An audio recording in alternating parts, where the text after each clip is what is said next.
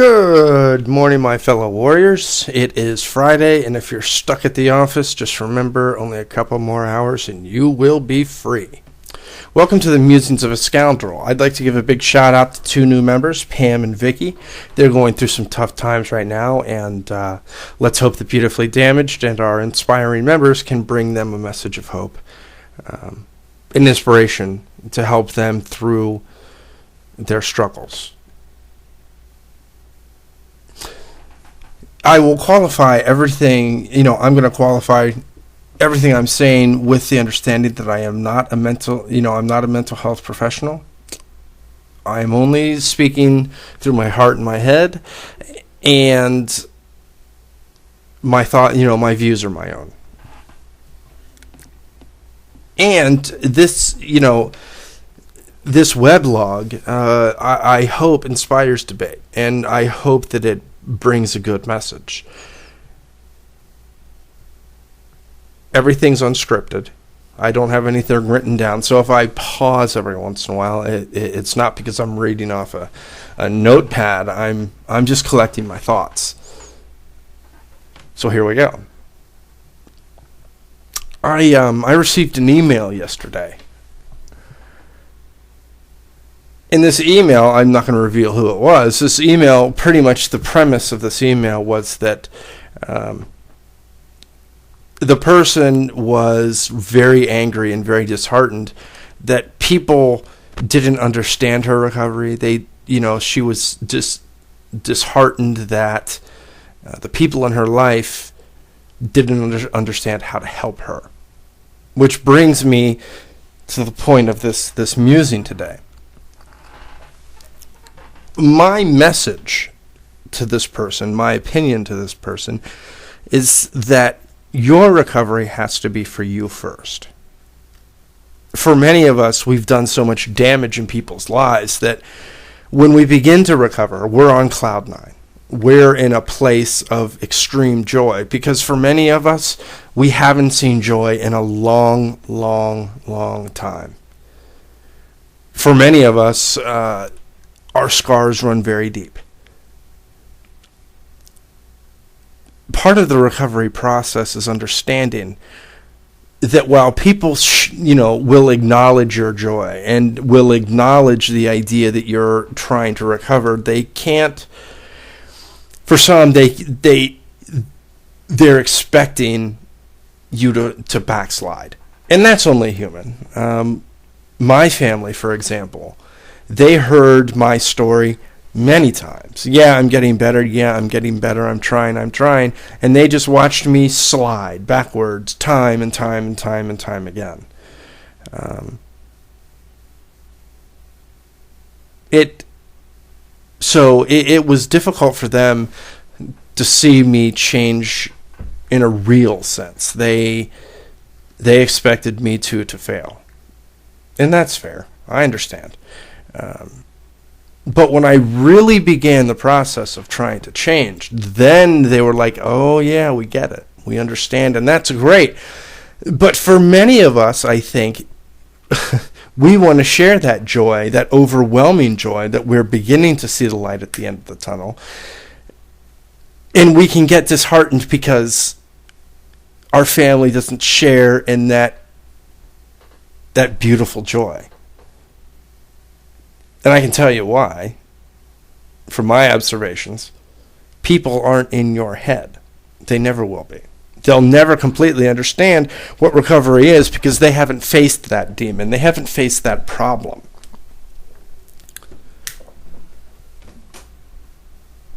It's one thing to say to someone, I want to recover for my family and my friends. But it's another thing to want to recover for yourself.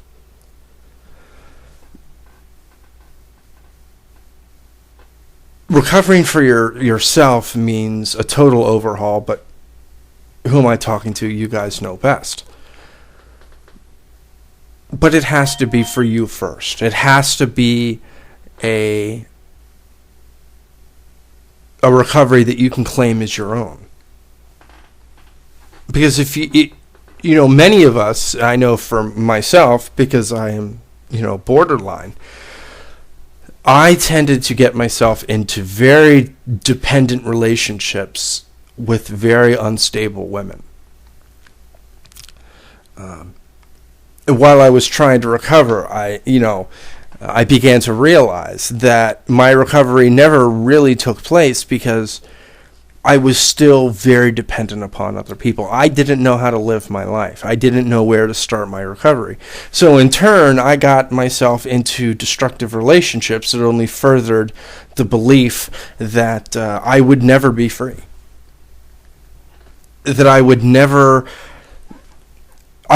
have any kind of solidified peace. And, some people on Beautifully Damaged have said the exact same thing. I've gotten myself into a dependent relationship, and I don't know how to claim my independence. Independence is part of recovery, too. Like I said in a previous Musings, recovery is an all-encompassing thing. It is the pinnacle of where we want to be. But we have to understand that it has to be for us. It can't be for our family. It can't be for friends, because they're fallible. They will let you down. And if you depend upon others for your recovery, once they screw up, then your recovery is in jeopardy.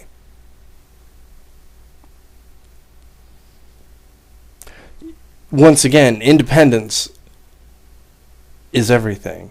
For so long, many of us rely on other people to get us through because, frankly, we don't know how to get through life. We don't know how to do some of the very basic, simple things that, non-mentally ill people enjoy every single day.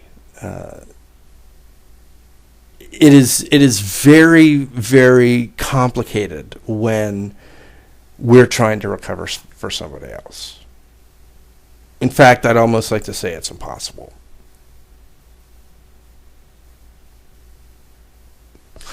Recovery is daunting enough, but add in family and friends, then it becomes even more difficult. People expect you to fail, especially like my family. My family saw me fail over and over and over and over again during my recovery, so they're kind of used to the idea that I have failed righteously too many times, and that's fair. That's fair. When somebody sees you self-destruct so many times, it just becomes commonplace. Oh, look, Mike's fucking up again. Oh, look at Mike, he's drinking again. Oh, look at this crazy person Mike is dating now. And that's their words, not mine. So I've told people I don't like the word crazy, but those were their words. And while I jumped from woman to woman to woman to woman in these dependent relationships, I always tried to get better for them too. It's like, oh, well, okay, I'm dating somebody new. I can't reveal to them my shame, guilt, and pain. But I'm trying to make a change. And as soon as they screwed up, guess what? My recovery was now in jeopardy. And I would go out and drink again. I would go out and cheat on them again. I would internalize their instability and turn it into something that was personal. Recovery has to be your own. It has to be something that you put your mind to, and your body as well.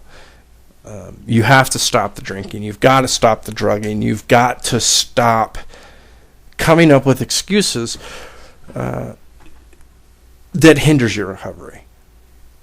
And I am very fond of saying that mental illness.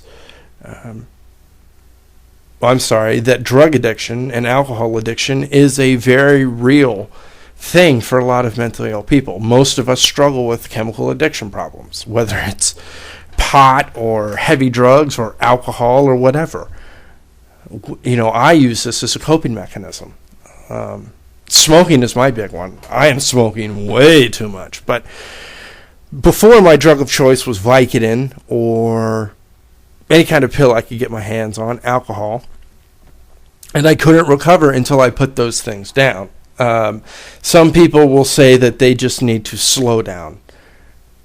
I believe for a lot of mentally ill people, they have to quit completely. Because they're still in a fog of ways. And that fog is only made worse with your chemical addiction. Well, my chemical addiction anyway.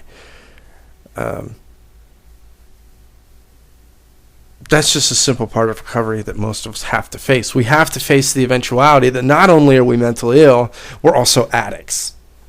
And that's a double whammy. And for anybody out there that has recovered or is in the process of recovery will agree with me. It's even worse. You have to claim your independence from those coping mechanisms, I think. When we think about ourselves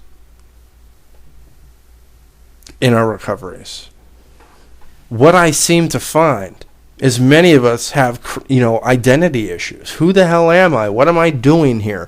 Why am I suffering so terribly? Why am I doing such horrible things to other people? All of that makes recovery very difficult. One of the first things that you have to do is identify who you are and who you were. Recovery is finding self. And once you find self, in my opinion, you find peace. And you find understanding and grace. All of these things take time. Many of us want it immediately. Many mentally ill people are very open to saying, yeah, I want things now. And that once again comes back to chemical addiction. Because once you ingest a chemical of some sort, you would get immediate effects. But my friends, recovery is no immediate thing. And for me, it's taken 5 to 6 years to begin my recovery. And I had to put down the drugs and the alcohol. So I don't want to get off on too much of a tangent here. But yeah, so chemical addictions for a lot of us have to stop, in my opinion. Back to the main subject, that recovery has to be your own. Another great thing about recovery for yourself is you have the opportunity to reach out. You have the opportunity to say,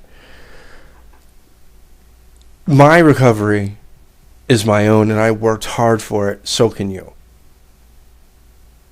Once your recovery for yourself begins, then that inspiring message can be passed on to others, and that knowledge can be passed on to others.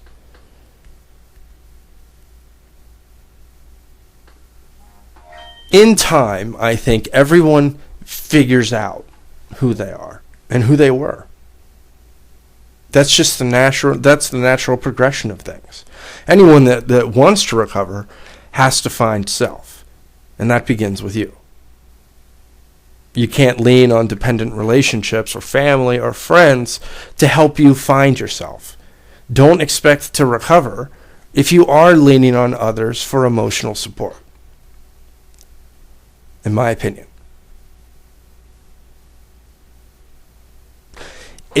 It always makes me smile when a newcomer comes to Beautifully Damaged and says, yeah, I'm in a dependent relationship, or yeah, I'm emotionally leaning on someone else, or yes, I'm constantly reverting to using.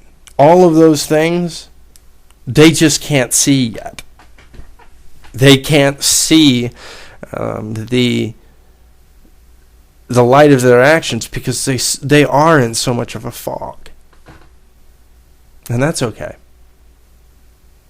It's always great to reply to people, myself and my staff, and acknowledge the fact that they're in pain, that they're struggling. And it's even more rewarding for us and staff to say, you can get through this. You can claim your independence. But these are the things you need to change. And we say that because all of the staff members are currently in recovery or beginning their recoveries. So they have that practical experience. Another part of self-identity and beginning recovery means that, in my opinion, that you have to acknowledge your good side. Many mentally ill people and beautifully damaged don't realize their own beauty. They don't realize how strong they really are. They don't realize how far they've really come. And I'm gonna let out a little secret that took me 32 years to figure out. And it's almost it's amazing in its simplicity. We are used to hurt. We're used to pain and suffering. And that's what we know. And for some mentally ill people, that's like myself, that's all we know is hurt and suffering and depression and suicide and drug abuse. And the one thing we fail to realize is that we have been in pain so long, moments of levity cause us distress.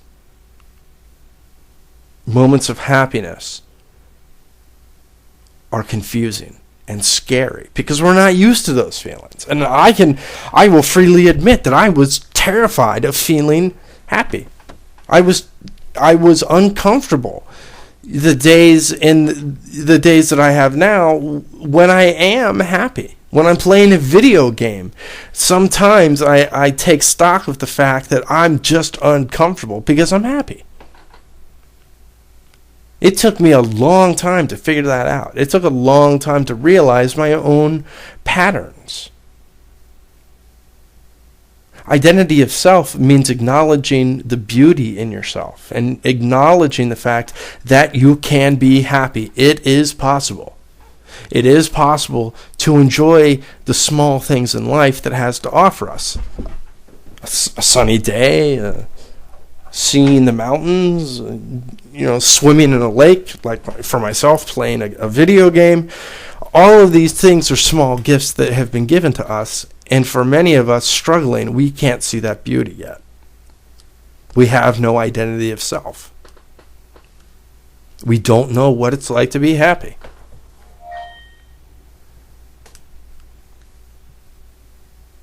The phone it knocked off my train of thought. Let me get back onto it.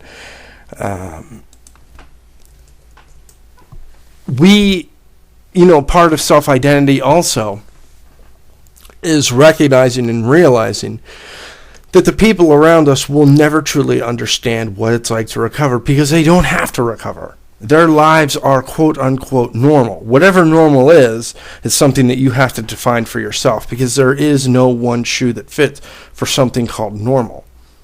But they won't understand you. Don't expect them to because they're not in your head. They've seen you at your worst. And for a lot of people, that's scary. So your recovery won't be understood. So don't expect it to, because that's, in some ways, that's where I myself tripped up a lot, is I wanted to share that joy with people and they just didn't get it. They won't. I hear many times, well, people don't understand me. People don't realize how far I've come. Well, that's because they're not in your shoes. They're not in your head. They don't know what it's like to sleep in a gutter or eat food from the trash or get so drunk that, that repeatedly that you just lose track of time and everything. They haven't suffered like you've suffered. So they can't rationally they can't sympathize.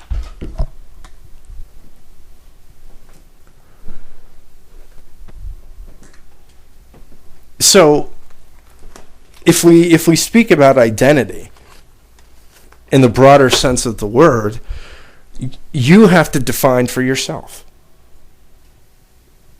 what you are. And when I say what you are, I mean everything. The happy parts, the sad parts, the horrible parts. And most mentally ill people have really horrible parts. But that's okay. That's part of the life experience, in my opinion. That's part of what makes us human and mentally ill people. It's never an easy thing to rebuild self. Trust me, I know. It's a scary, scary process. I think we all have an unbelievable story to tell. And as much as I hate to admit it, mentally ill people, we're not going to have awards given to us. We're not going to be covered in mainstream media. We will not be acknowledged for our recoveries, simply because of the stigma that surrounds mental illness. It was interesting. Part of my self-identity is realizing that I am a great writer. I'm an author of 3 books. I never acknowledged that part of my identity because I just didn't feel like I deserved any accolades for that achievement.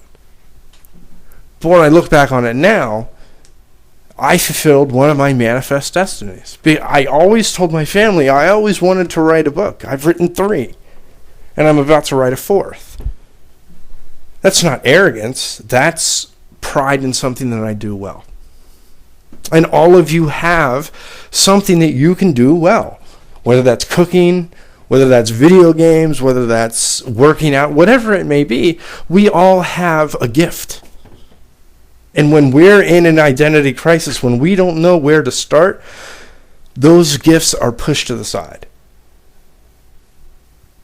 But I think we need, as mentally ill people, we need to start identifying what our strengths are, because that will aid us in our recovery. And I'm going to give you an example. I know someone on Beautifully Damaged that loves to cook. She doesn't acknowledge the fact that she's a great cook. I'm assuming she's a wonderful cook because she said she's been cooking most of her life. But anyway, that can aid her in her recovery in that when she is manic or when she is depressed or she has a hard day fighting her mental illness, she can revert to what she's good at, which is cooking. That provides her a sense of self-identity. But before part of finding a sense of self is acknowledging the fact that she is a great cook. So think about your own skills. If you had a piece of paper right now, what would you write? What are your skills? What do you know how to do? What is your sense of self-identity right now? I write every single day on Beautifully Damaged, and I am flexing my identity. And I try to bring a good message when I can. Also, understanding and acknowledging the fact that through your struggle of finding yourself, you're going to trip and you're going to fall. And that's okay. There's nothing wrong with that. That's in AA, it's expected. When I began AA, they told me, "Oh, you're probably going to relapse at some point, but that's all right because you're finding yourself. You're creating identity." Every one of us has a chance to recover. Every one of us deserves a second chance at life.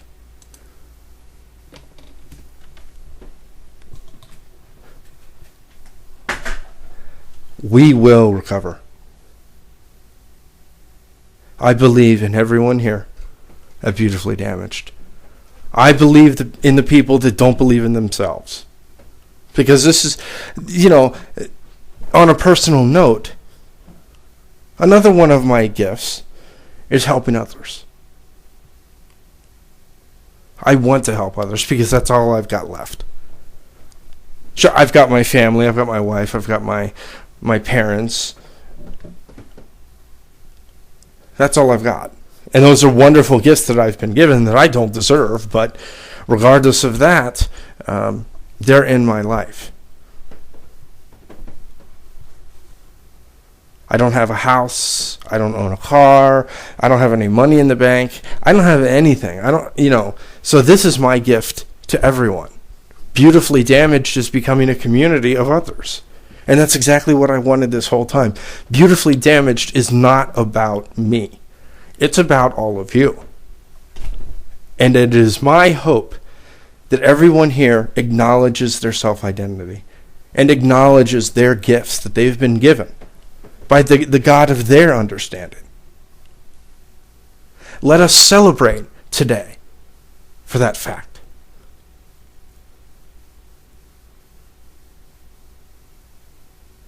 Let's celebrate our identities and the battle for ourselves. I'd like to thank you for listening to the Musings of a Scoundrel. I hope everyone has a great, great Friday. There's a lot going on in Beautifully Damaged right now.